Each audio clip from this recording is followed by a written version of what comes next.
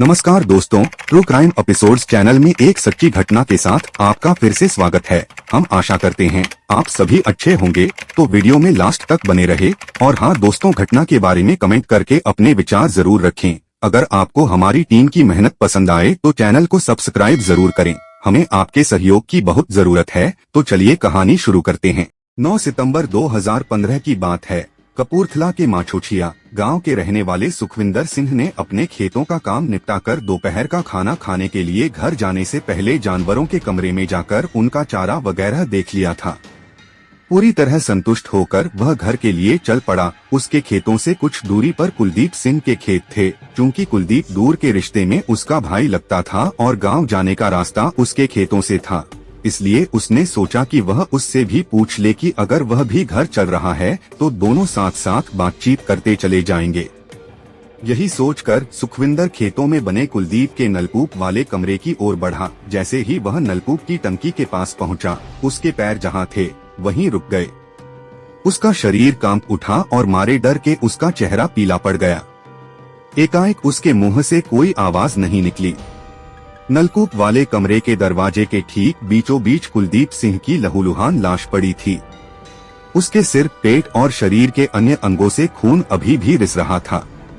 कुलदीप को उस हालत में देखकर सुखविंदर घबरा गया। उसे कुछ नहीं सूझा तो वह तेजी से गांव की ओर भागा। गांव पहुंचकर सीधे वह कुलदीप के घर पहुंचा और एक ही सांस में उसकी पत्नी करमजीत कौर को पूरी बात बता दी। संयोग से उस समय करमजीत कौर का भाई रछपाल सिंह भी बहन से मिलने आया था। सुखविंदर की बात सुनकर करमजीत कौर भाई रछपाल, सुखविंदर और गांव के कुछ अन्य लोगों के साथ खेतों की ओर भागी। नलकूप पर इन लोगों ने जो देखा, सबकी सांसें अटक गईं। करमजीत तो दहाड़ मारकर पति के ऊपर गिर पड़ी। कुछ लोगों ने कुलदीप की नाड़ी देखी तो पता चला कि वह मर चुका है। तुरंत इस बात की जानकारी पुलिस को दी गई। हत्या की सूचना मिलते ही थाना सुल्तानपुर के थाना प्रभारी inspector Harpreet Singh, SI Jaspreet Singh, SI Lakhwinder Singh, head constable Jaswinder Singh, Watan Singh, Sukhdev Singh और कमलजीत सिंह के साथ गांव माछीछुआ पहुंच गए। अब तक वहां लगभग पूरा गांव जमा हो चुका था।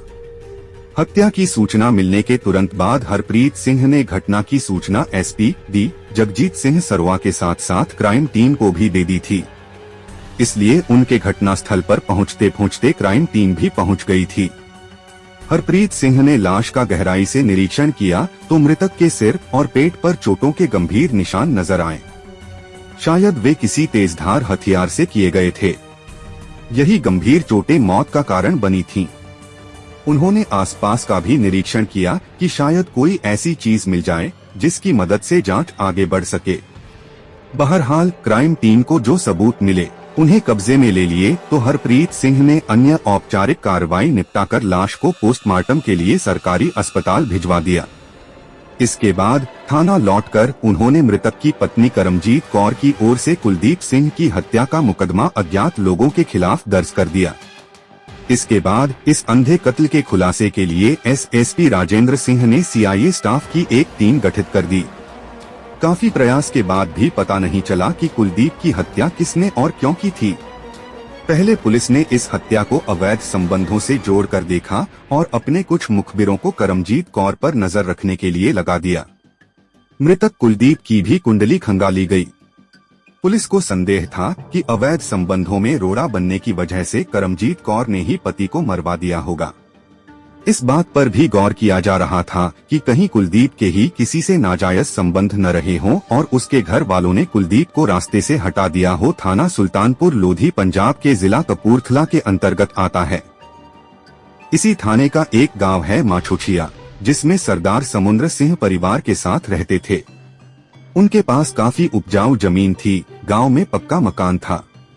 खेतों से इतनी पैदावार हो जाती थी कि साल का खर्च निकालने के बाद भी उनके पास काफी कुछ बच जाता था, जिसमें से गुरु का आदेश वंड छक्को मानकर काफी पैसा वह गरीबों और जरूरतमंदों को दे देते थे। कुल मिलाकर समुद्र सिंह अपने नाम की ही तरह नेकदिल और दरियादिल थे। उनके परिवार में पत्नी के अलावा 3 बेटे थे। बड़ा कुलदीप सिंह, उससे छोटा अंग्रेज सिंह और सबसे छोटा रणजीत सिंह। रणजीत सिंह थोड़ा मंदबुद्धि था। जबकि अंग्रेज सिंह काफी चालाक और शातिर दिमाग था। वह जिस तरह का दिखाई देता था उस तरह का था नहीं। बड़ा कुलदीप सिंह पिता की ही तरह धार्मिक सोच वाला सीधा सादा नेक इंसान था। दूसरों और जरूरतमंदों के काम आना उसे अच्छा लगता था। उसकी व्यवहार कुशलता और स्वभाव की वजह से गांव में उसकी बड़ी इज्जत थी।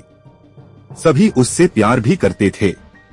जबकि उसके छोटे अंग्रेज सिंह को गांव का कोई भी आदमी पसंद नहीं करता था। तीनों भाई अपने पुश्तैनी मकान में एक साथ रहते थे। हरप्रीत सिंह ने मृतक की पत्नी करमजीत कौर और गांव वालों से पूछताछ की। सबका यही कहना था कि कुलदीप की किसी से न कोई दुश्मनी थी और न अदावत। वह सबके काम आने वाला इंसान था। लोग उसकी बहुत इज्जत करते थे। मुखबिरों से बात की गई तो उन्होंने बताया कि मृतक और उसकी पत्नी करमजीत कौर का चरित्र एकदम पाक साफ था।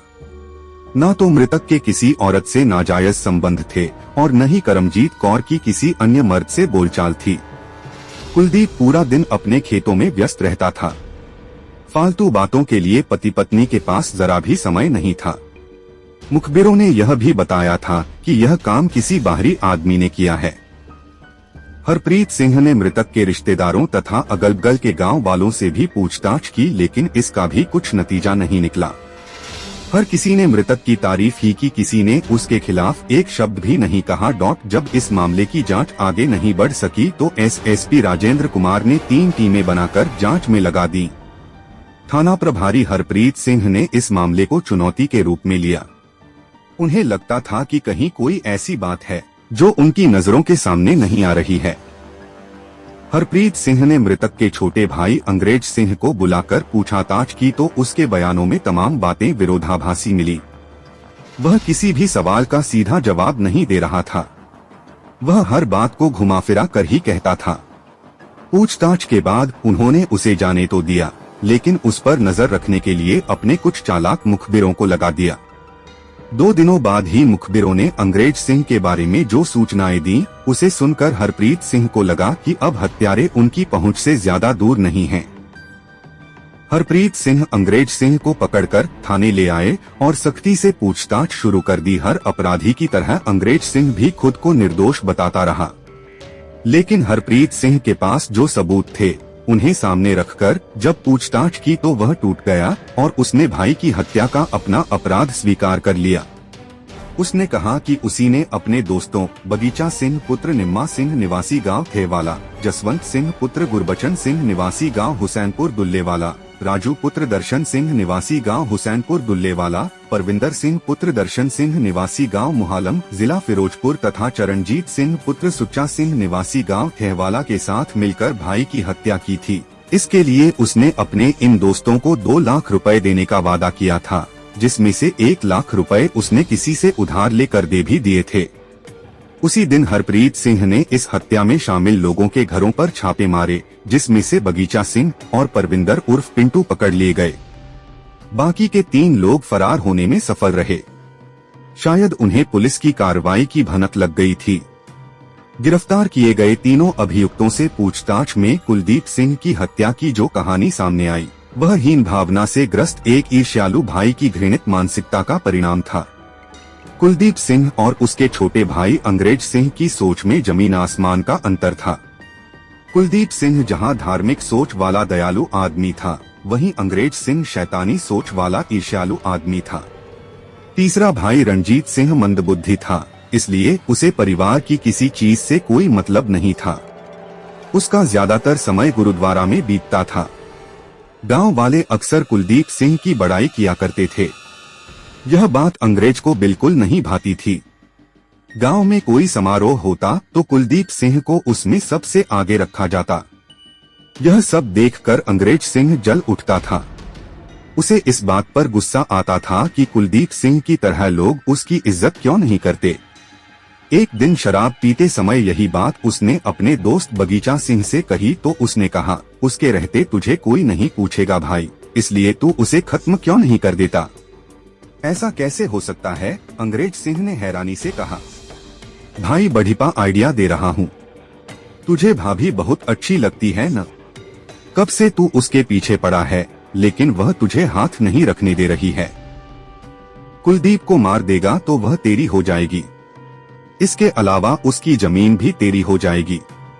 तेरा छोटा भाई पागल ही है, उसके हिस्से की भी जमीन तुझे ही मिलेगी। इस तरह पूरी प्रॉपर्टी का मालिक तू अकेला हो जाएगा, बगीचा सिंह ने कहा। अंग्रेज सिंह की आंखें हैरानी से फैल गईं। उसने कहा, यार बगीचा, तूने यह बात पहले क्यों नहीं बताई?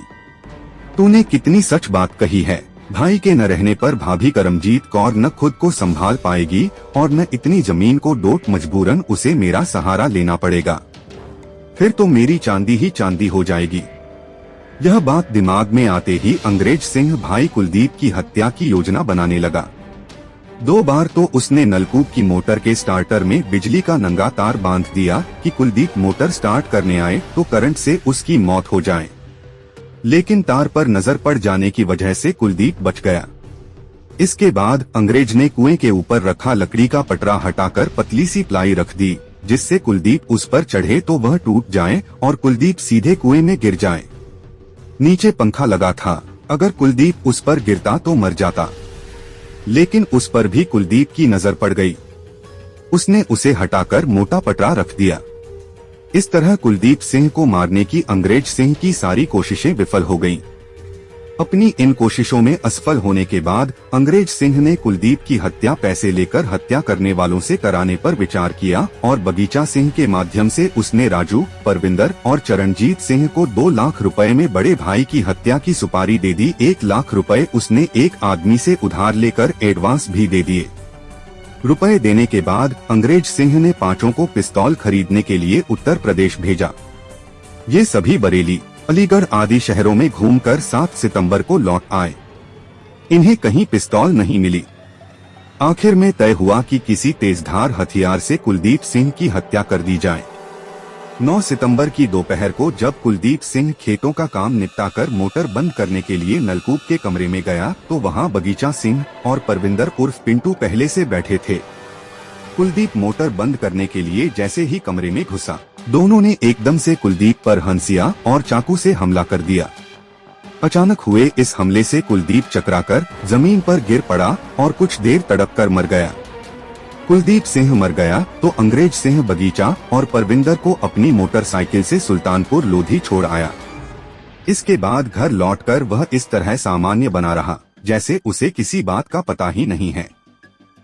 इंस्पेक्टर हरप्रीत सिंह ने मुखबिरों को तो अंग्रेज सिंह के पीछे लगाया ही था, उसी समय उसके फोन की कॉल डिटेल्स भी निकलवा ली थी।